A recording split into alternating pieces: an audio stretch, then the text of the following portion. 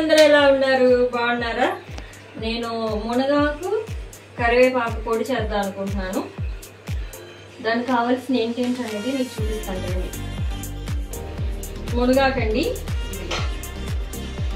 తర్వాత కరివేపాకు,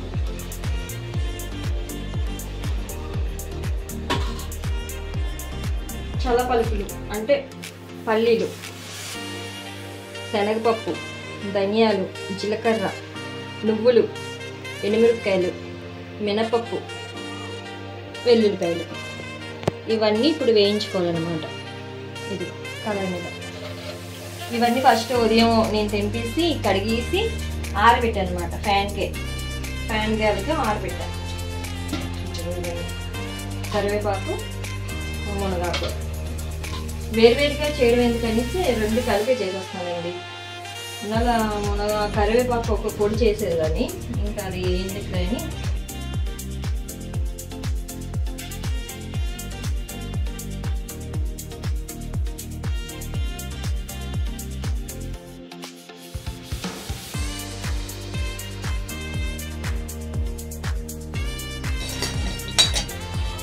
ఇది వేయించి ఒకటి పెట్ట అన్నీ ఒకటి దాని తర్వాత ఒకటి.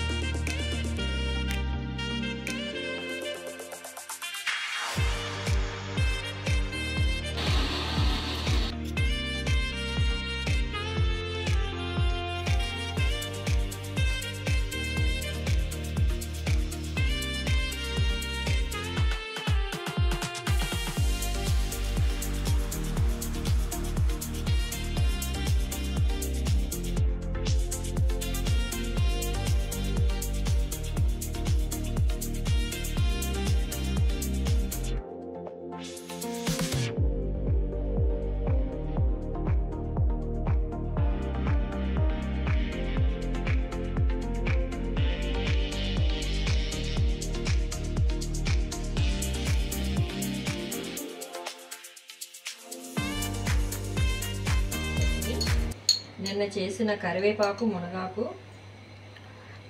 పొడి అనమాట. ఇలా వేసుకొని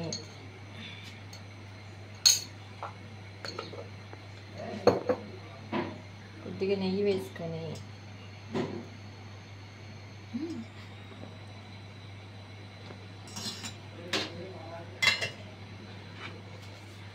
తిందా.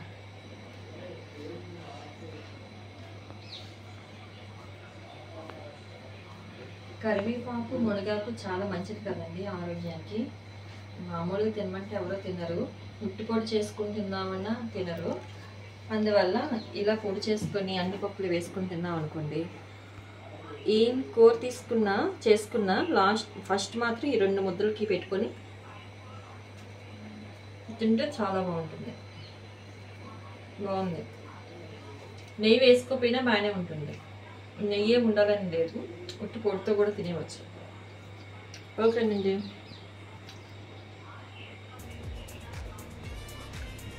టేస్ట్ అయితే అదిరిపోయింది.